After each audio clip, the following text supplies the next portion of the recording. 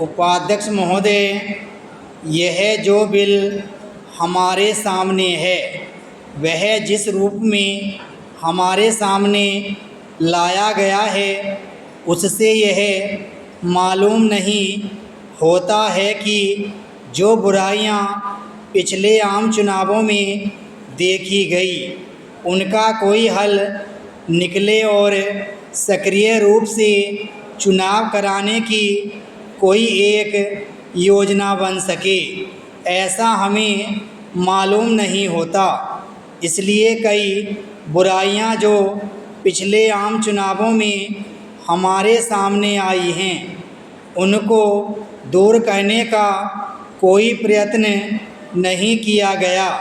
इसमें कई बातें ऐसी हैं जिनको ठीक किया जा सकता था। जब इस तरह का बिल हमारे सामने आया है, जब किसी चीज़ को बदला जाना है तो उसके बारे में अच्छी तरह से सोच समझकर सभी आवश्यक परिवर्तन कर लिए जाते, लेकिन ऐसा लगता है कि कुछ जल्दबाजी में एक दो परिवर्तन करने के लिए यह बिल हमारे सामने लाया गया है। मैं कहना चाहता हूं कि हम भारत में जिस ढंग से आम चुनाव कराए जाते हैं उससे हम इस देश में प्रजातंत्र कायम रख सकेंगे, यह नहीं माना जा सकता।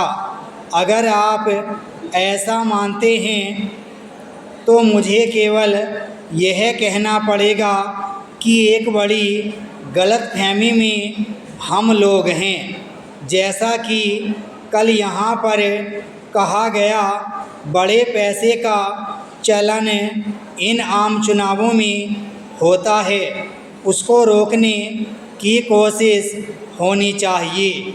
हमने यहाँ पर एक सुझाव दिया था कि आम चुनाव में किसी की ओर से भी 3000 से अधिक रुपये खर्च न हों, इस तरह का नियम होना चाहिए था और वह इस बिल में लाया जा सकता था, लेकिन ऐसी कोई कोशिश नहीं हुई है। इसमें जो कुछ बताया गया है वह सिर्फ उम्मीदवार की ओर से जो खर्च होगा उसके बारे में बताया गया है। उसकी पार्टी या उसके दोस्त या ठेकेदार या फ़ायदा उठाने वाले बड़े व्यापारी उसके लिए खर्च करें तो उसके लिए कोई रोक नहीं है।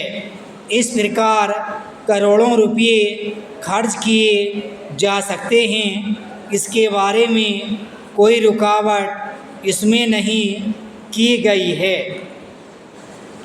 मैं यह जानना चाहता हूं कि एक तरफ आप कहते हैं कि स्वतंत्र चुनाव हो और एक सही जनमत का चित्र सामने आए, परंतु जब इस तरह से खर्च होगा और उसके लिए कोई रोक नहीं होगी तो कैसे सही लोकतंत्र और जनमत इस देश में कायम हो सकेगा, यह मेरी समझ में नहीं आता।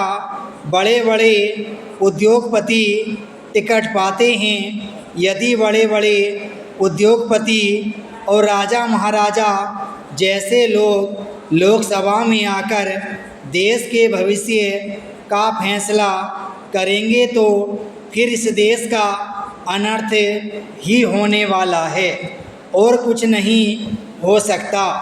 एक तरफ तो सरकार समाजवादी होने की बात कहती है और दूसरी तरफ उनके जो काम हैं उनको देखने से यह साफ नज़र आता है कि सरकार किस दिशा में जा रही है।